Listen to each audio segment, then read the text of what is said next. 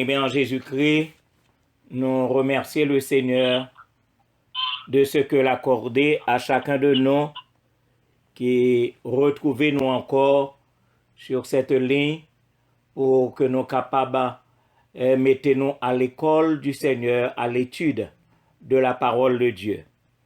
En effet, comme nous connaissons, ça fait quelques semaines déjà que le Seigneur accordé nous cette opportunité d'étudier à fond la lettre que Jude t'a écrit à ceux qui sont appelés, à ceux qui sont aimés en Dieu le Père et à ceux qui sont gardés pour Jésus-Christ.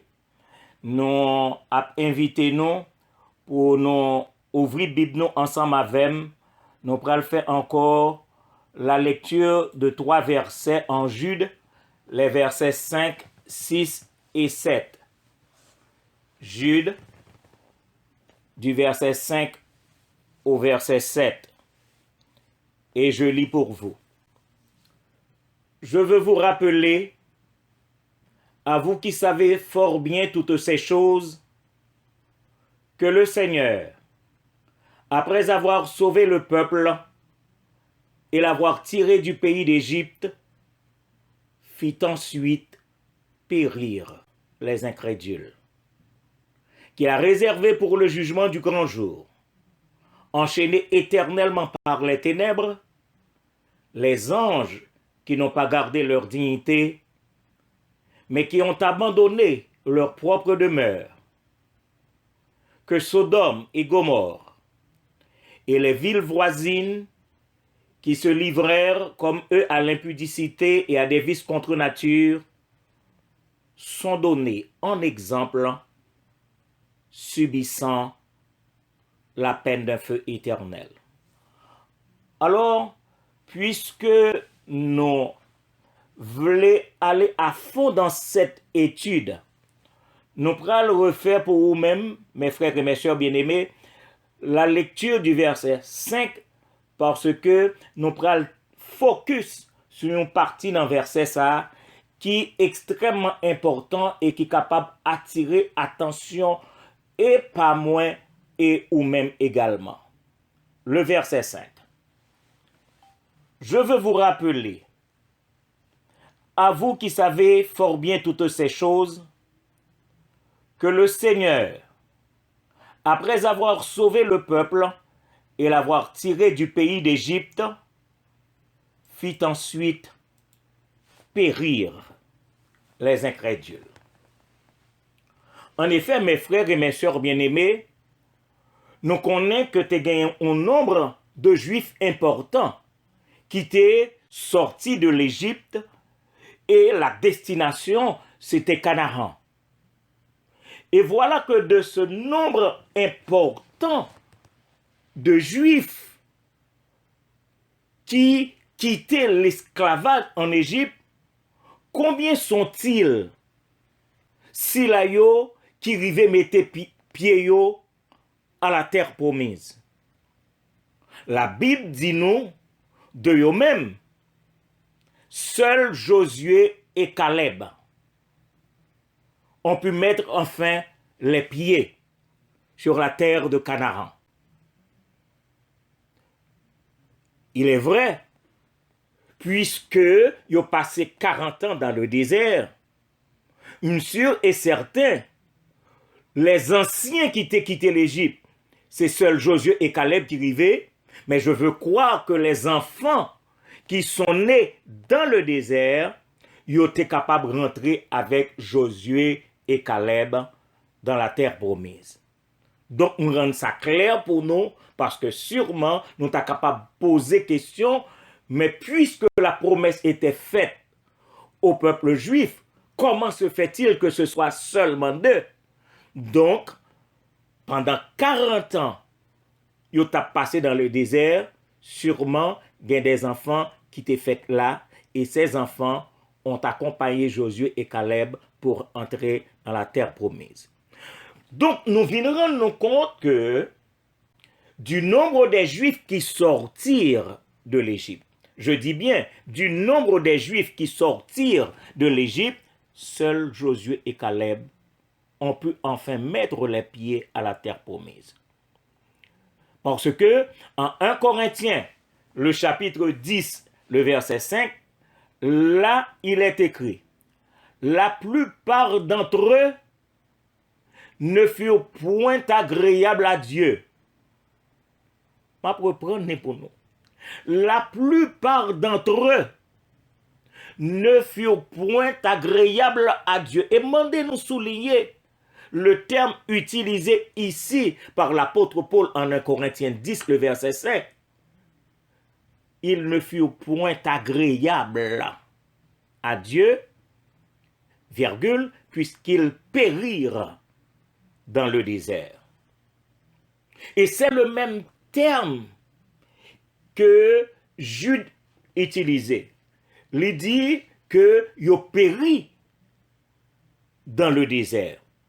Alors, nous sommes capables de titrer et notre étude de ce soir, le péril des incrédules. Mais le péril, c'est le risque que nous sommes capables de dire que certaines personnes a retrouvé en face. Donc, je devrais plutôt utiliser le terme trépas, décès, puisque yo mouri là. Alors, la bouleversante question que nous sommes capables de poser, qui ça yo te fait comme péché, qui fait yo subi un si triste sort, un si grand désastre, une catastrophe irréparable, une fatalité horrible. Parce que mes frères et mes sœurs bien-aimés, imaginez-vous que de tous ceux qui quittèrent l'Égypte, seulement 2 anciens sont entrés en Canaan. Mais qui qualité péché ça qui fait yo subi un si triste sort? En effet, il est important de noter que tous les Israélites y ont formé le peuple de Dieu. Et nous reconnaître aussi que bon Dieu fait des miracles pour eux. Et par des miracles que Dieu a opérés, Dieu les a aussi libérés de l'esclavage en Égypte. Mais en raison de leur désobéissance, en raison de leur rébellion, en raison de leur incrédulité, car c'est bien le terme que Jude a utilisé, en raison de leur murmure, bon Dieu détruit le plus grand nombre de ces Israélites dans le désert. Là, ça m'a demandé nous pour nous examiner ensemble avec nous quelques-unes des causes qui fait ça arriver. Et là, m'a demandé nous pour nous noter premièrement les murmures répétés du peuple d'Israël. Le peuple murmura contre Moïse. Songez ça, à cause de l'eau amère à Mara. Mais ce n'est pas Moïse qui t'a fait de l'eau amère. Mais il pral révolter, il pral murmurer contre Moïse. Et en Exode, le chapitre 15, le verset 24, nous prenons ouais, exactement ce qui est rapporté pour nous voir que peuple là, semble-t-il, que yo te gon bagay ak Moïse lui-même. Le peuple murmura contre Moïse en disant, que boirons-nous? Que boirons-nous? Murmure contre Moïse. Et c'est la Bible qui dit en Exode 15, 24. Non seulement murmure contre Moïse, nous prenons nous compte, il faut aller beaucoup plus loin. Murmure contre Moïse et Aaron. C'est rapporté en Exode 16, les versets 2 et 3. Mais espérez que Bible nous ensemble avec nous et nous capables d'ouvrir en Exode le chapitre 16, les versets 2 et 3. Et là, nous parlons qu'il s'agit de murmures à la fois contre Moïse et à la fois contre Aaron. Là, il est écrit, et toute l'assemblée des enfants d'Israël, et toute l'assemblée des enfants d'Israël murmura dans le désert contre Moïse et Aaron. Tendez ça bien, Kounia. Les enfants d'Israël leur dirent, ça veut dire que yo en face à Moïse y a parlé. Les enfants d'Israël leur dirent, que ne sommes-nous morts par la main de l'Éternel dans le pays d'Égypte, quand nous étions assis près des pots de viande, quand nous mangions du pain à satiété, car vous nous avez menés dans ce désert pour faire mourir de faim toute cette multitude. Murmure contre Moïse, et puis vous mettez Aaron là-dedans tout. Même quand fait nous aller ensemble avec dans Nombre, le chapitre 11. Dans Nombre, le chapitre 11, le verset 1er. Parce que là, nous pral ça pral river. Nombre 11, verset 1er. Le peuple murmura. Et cela déplut aux oreilles de l'Éternel. On va prendre pour nous. Parce que murmure, qu'on ait conséquence. Le peuple murmura. Et cela déplut aux oreilles de l'Éternel. Lorsque l'Éternel l'entendit, sa colère s'enflamma. Le feu de l'Éternel s'alluma parmi eux et dévora l'extrémité du camp. Bon, moi, prendre pour nous voir qui ça que les murmures du peuple de Dieu, oui, le peuple d'Israël, des Israélites. Et c'est ça fait, Jude dit comme ça, que après les avoir sauvés du pays d'Égypte, fit ensuite périr les incrédules. Donc, Nombre 11, premier, dit-nous que le peuple murmura, et cela déplut aux oreilles de l'Éternel. Lorsque l'Éternel l'entendit, sa colère s'enflamma, le feu de l'Éternel s'alluma parmi eux, les Israélites, et dévora l'extrémité du camp. Et, mes frères et mes sœurs bien-aimés, pour mieux vous informer des murmures de ce peuple et des conséquences, pas bien temps pour me lire 9 versets pour nous. De Nombre, le chapitre 16, allant du verset 40 au verset 49. M'espérer que nous écrivons quelque part, après étude là, à l'île nous-mêmes. Nombre 16, allant du verset 40 au verset 49. Et là, nous prenons le nombre de ceux qui périrent en un instant. Dans Nombre 16, du verset 40 au verset 49, et nous prenons à cause des murmures de ce peuple, quelle a été la conséquence. Là, vous y verrez le nombre de ceux qui périrent en un instant. Alors, là on a fait avec un peuple qui oubliait les merveilleuses interventions de Dieu en leur faveur. Voilà donc, mes frères et mes sœurs bien-aimés, une première raison qu'après avoir sauvé, après avoir libéré, Après avoir délivré le peuple du pays d'Égypte, Dieu fit ensuite périr les incrédules. Là, ça t'a porté m'a posé tête pam, une question. Ai-je murmuré? Ai-je murmuré contre celui que le Seigneur a choisi pour me diriger?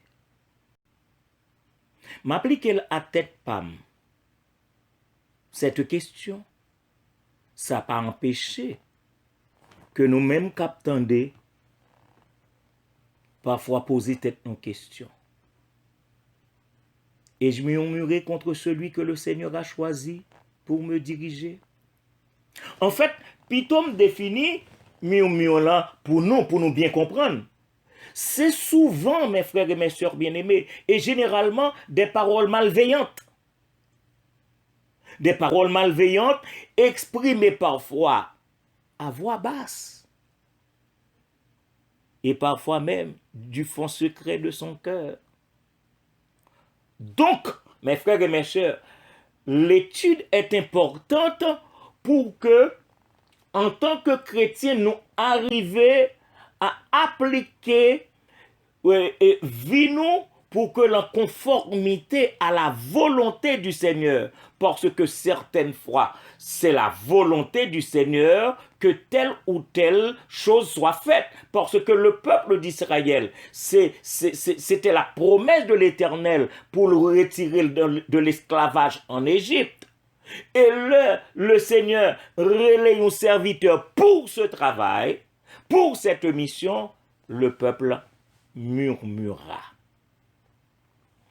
Alors la question que nous avions posée, qui ça même que peuple ça a été fait, que après les avoir libérés du pays d'Égypte, Dieu fit périr les incrédules. Nous sommes dit premièrement, c'est les murmures répétés du peuple d'Israël. Mais deuxièmement, le remords de ne plus pouvoir se rassasier de plats égyptiens. Je me redis là encore. Yo gen remords d'est-ce que yo pas joindre belle plat manger que yo tap joindre en Égypte. Le remords de ne plus pouvoir se rassasier de plats égyptiens. Voilà qui les porta à murmurer contre Moïse. Donc, en dépit de la colère de l'Éternel, l'avidité que yo gagné, m'taka dit, yon sorte d'avidité provoquée par l'appétit et le remords, nous prenons qui ça qui rapportait en Nombre, le chapitre 11, les versets 4b et 5. Nombre chapitre 11, le verset 4, on apprend la partie B, et le verset 5. Là, il dit, qui nous donnera de la viande à manger? Qui nous donnera de la viande à manger? Nous nous souvenons des poissons que nous mangions en Égypte et qui ne nous coûtaient rien. Où est qui j'en peuple la grave? Yo même dit qu'il ne nous coûtait rien, yo oublié que c'était épuisé, qu'ils étaient en esclavage, qu'on exploitait toute leur force. Mais qu'on y a yo dit que poisson yo tap mangé, cela ne leur coûtait rien. Et puis yo pral mentionner des concombres, des melons, des poireaux, des oignons et des holz. Songez que nous dit dans Nombre 11, le verset 4b, la question a été posée par ces Israélites. Qui nous donnera de la viande à manger? Voilà mes frères, mes sœurs bien-aimés. Une deuxième raison pour que après que bon Dieu te fin sauver du pays d'Égypte, Dieu fit périr ensuite périr les incrédules. Alors là, on va poser encore une deuxième question. Dans les moments difficiles, prêtez-moi attention, non? Dans les moments difficiles, de qui ou de quoi accepterai-je les conseils? Bon, je reprends. Dans les moments difficiles, de qui ou de quoi accepterai-je les conseils? De votre moi ou bien de la volonté de Dieu? Bon, moi, je dis ça. De mon ventre ou de la volonté de Dieu? Car c'était la volonté de Dieu, même en raison de sa promesse, que le Ménéo tournait en Égypte. Mais Kounia, qui côté au prend conseil, de ventre ou de la volonté de Dieu? À Dieu ne plaise que ça n'arrive à personne. Donc, voilà une seconde raison, une deuxième raison que Dieu fit périr les incrédules. Ils oublié ça, bon Dieu fait, ça fait 20 yo songé. Songez question que nous débattre. Qui qualité péché ça? Qui fait que seuls Josué et Caleb de l'ancienne génération rentraient en Canaan? Qui qualité péché ça? Troisième point. L'abandon du Dieu vivant et vrai. L'abandon du Dieu vivant et vrai. Et là, mes frères, mes soeurs bien-aimés, m'espérez que Bible Nouvelle, nous prenons ensemble avec dans Exode, le chapitre 32, et nous allons faire la lecture du premier verset de ce chapitre. Exode 32, le verset premier. Et nous allons voir ça va le passer. Parce que songez que bon Dieu t'a un rendez-vous avec Moïse au haut de la montagne. Donc Moïse obligé de déplacer pour aller à la rencontre de Dieu parce qu'il a été convoqué. Mais on a lu Exode 32 verset 1er pour nous prendre la réaction du peuple d'Israël. Je lis pour vous. Le peuple, voyant que Moïse tardait à descendre de la montagne, gardez bien, oui, le verbe utilisé ici. Moïse tardait. Ça veut dire Moïse perd du temps. Le peuple, voyant que Moïse tardait à descendre de la montagne, s'assembla autour d'Aaron. Prêtez-moi attention pour nous voir qui ça peuple qu'a fait ou fait. Comment peuple qu'arrivé mettait Aaron dans un et Haïtien t'a dit dans rond. Voyant que Moïse tardait à descendre de la montagne, s'assembla autour d'Aaron et lui dit, allons, fais-nous un Dieu qui marche devant nous. Qui s'alliait? Le peuple demande à Aaron de lui faire un Dieu qui marche devant lui. Fais-nous un Dieu qui marche devant nous. Car ce Moïse, mes frères, mes soeurs bien-aimés, je vais le traduire là pour nous en créole. Car ce Moïse, c'est comme si on t'avait dit, nèg ça. Ils auraient pu dire, car Moïse. Il dit, car ce Moïse, en bon traduction créole, nèg ça y aurait les Moïse là. Cet homme qui nous a fait sortir du pays d'Égypte, nous ne savons ce qu'il est devenu. Et on a descendu dans Exode 32 au verset 4, nous parlons des anneaux et or, Aaron les reçut de leurs mains. Aaron tout perdu tête et tout. Il les reçut de leurs mains, jeta l'or dans un moule et fit un veau en fonte. Et ils dirent, Israël, voici ton Dieu qui t'a fait sortir du pays d'Égypte. Ah bon, nous qu'à comprendre ça qu'a passé là, mes frères et mes sœurs. Un peuple détourné. Et le Aaron vient rendre compte qu'il s'agit d'un scandale révoltant. Aaron, est-ce pral senti que a fait l'anti-godette. Et ça portait à lire pour vous Nombre 32, le verset 5. Nombre 32, le verset 5.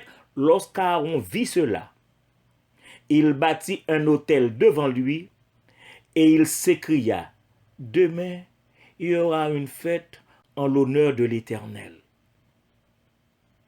Aaron a oué comment ta ka racheter tête li dans sa mounio fait là. Alors voilà mes frères et mes sœurs bien-aimés, une troisième raison pour qu'après avoir sauvé, après avoir libéré le peuple du pays d'Égypte, Dieu fit ensuite périr les incrédules. Et c'est normal. Alors, une question pour cette partie. Jusqu'y côté, mon impatience tente-t-elle de me conduire? Jean, l'homme mon impatient, qui côté ça qu'a mené on? Jusqu'où mon impatience tente-t-elle de me conduire? Mes frères et mes sœurs bien-aimés, ce passage que Jude a écrit noir sur blanc, nous qu'à comprendre que l'Éternel t'a bien raison. Donc, comme moi t'ai dit nous, dans la dernière étude, il ne s'agissait pas de grâce salvatrice pour les Israélites. Leur était sorti en d'Égypte, c'était la grâce libératrice. Donc, maintenant, bon Dieu dit, m'en régler avec nous. Pour ça nous fait.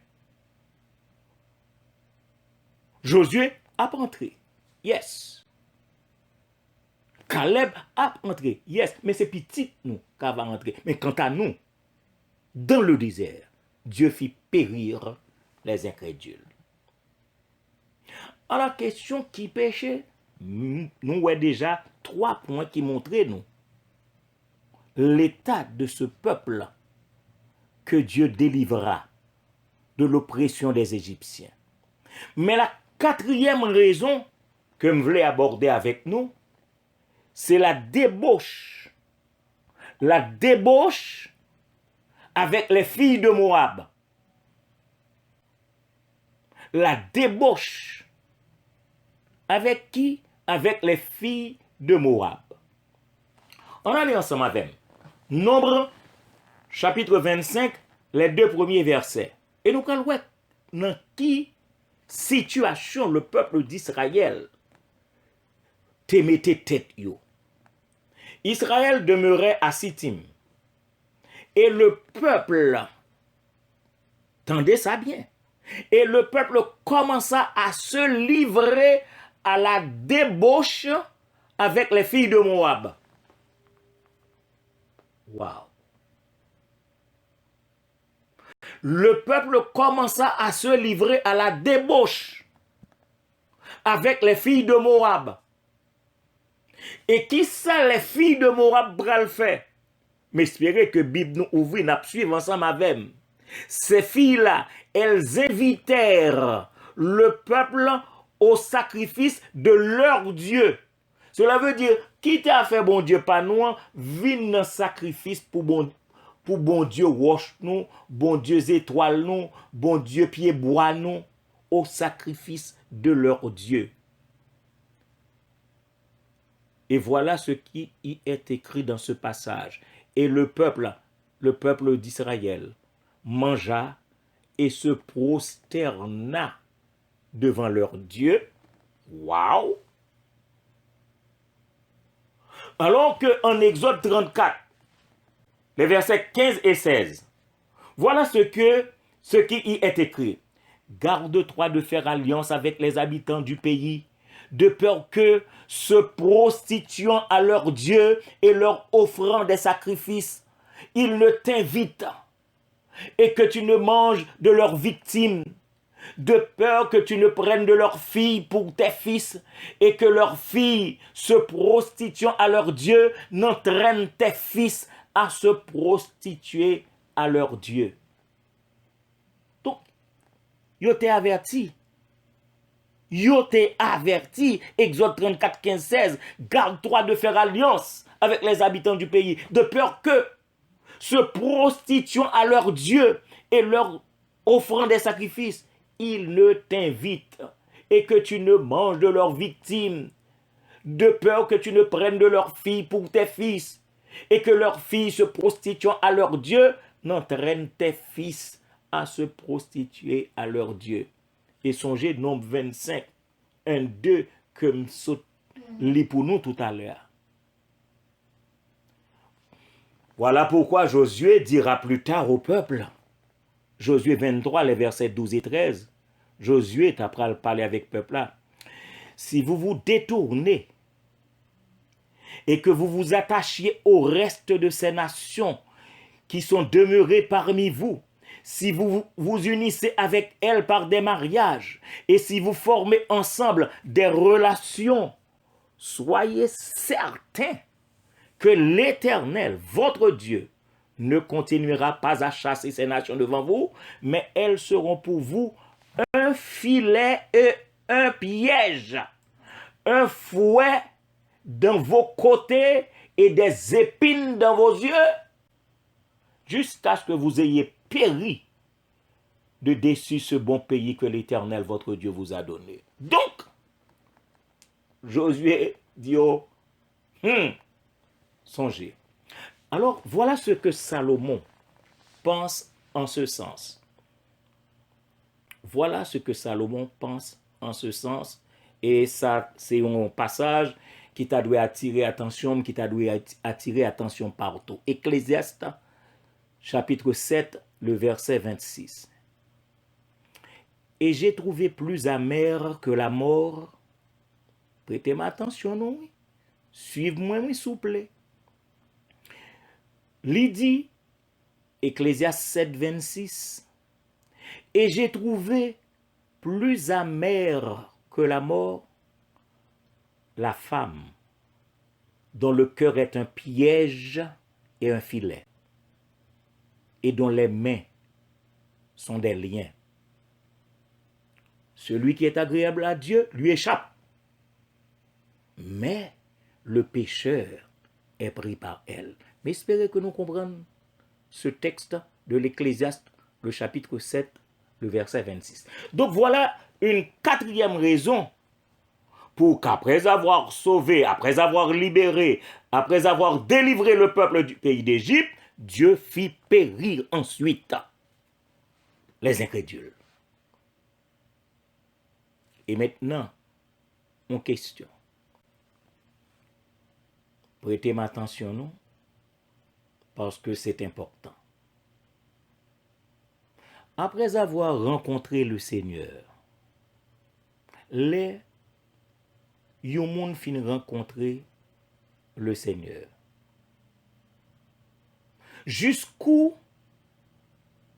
jusqu'y côté cette personne qui a rencontré le Seigneur, jusqu'où cette personne se laissera-t-elle entraîner,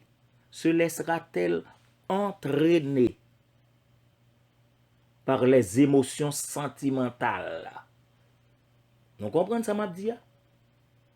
Jusqu'où cette personne se laissera-t-elle entraîner par les émotions sentimentales,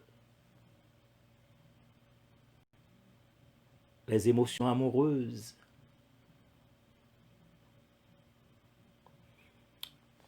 Après avoir libéré le peuple du pays d'Égypte, Dieu fit ensuite périr les incrédules. C'était la quatrième raison. La cinquième raison, c'est l'insolence. Je dis bien l'insolence de tenter Dieu. De tenter Dieu pour l'éprouver. Nous commandons, Pasteur Dormé, mais qui compte nous joindre ça? Mais c'est écrit, Hébreux chapitre 3, le verset 9. Hébreux chapitre 3, le verset 9. Où vos pères me tentèrent pour m'éprouver. Maman dit pour nous. Hébreux 3, le verset 9. Vos pères me tentèrent pour m'éprouver et ils virent mes œuvres pendant 40 ans. Quoi? Ils ont les œuvres de l'Éternel pendant 40 ans. Alors, ils tentèrent l'Éternel.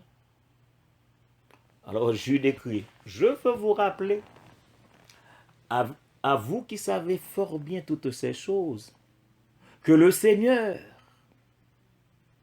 après avoir sauvé, s'il vous plaît, grâce libératrice, c'est pas grâce salvatrice, grâce libératrice, après avoir sauvé le peuple et l'avoir tiré du pays d'Égypte, fit ensuite périr les incrédules. Donc voilà la cinquième raison qui fait ça arriver. Et là, j'ai une question encore. Et je préfère appliquer à moi-même. Sous elle, ou qu'à appliquer à vous-même, ou à poser tête aux questions, je m'ai posé tête pas mes questions. Ne suis-je pas parfois insolent, arrogant, irrévérencieux, impertinent même dans mes rapports avec Dieu? Bon, je me repose peut-être une question. Ne suis-je pas parfois insolent, arrogant, irrévérencieux, impertinent même dans mes rapports avec Dieu? Tenter Dieu pour l'éprouver? En effet, mes frères, mes soeurs bien-aimés, de nos jours, combien de frères, combien de sœurs se plaignent, commentent, fait des commentaires et reprochent de la nourriture spirituelle que bon Dieu fournit au travers de ses serviteurs. Je parle des vrais serviteurs de Dieu. Il y a des gens qui prêché l'évangile tout bon. Mais il y a des gens, ce n'est pas ça que vous voulez entendre. Alors, il se plaint, c'est pas... pas un message aujourd'hui. Parce que la nourriture spirituelle vient directement d'en haut, au travers des serviteurs de Dieu. Combien se plaignent? Combien commentent? Combien protestent de la nourriture spirituelle fournie au travers des serviteurs de Dieu? Tel était le cas du peuple d'Israël, conduit par Moïse. Combien se plaignent, commentent et reprochent de la direction donnée par Dieu au travers de ses messagers. Parce que c'est Dieu qui demande à son serviteur de conduire le peuple. Et quand le serviteur de Dieu donne une direction, combien se plaignent ou font des commentaires? Combien se plaignent, commentent du chemin tracé par la parole de l'évangile de grâce? Combien se plaignent, commentent, reprochent de l'orientation prescrite par Dieu à ses serviteurs? Parce que suivant l'orientation que bon Dieu mandait pour faire, il y a des gens qui ne peuvent pas marcher avec vous.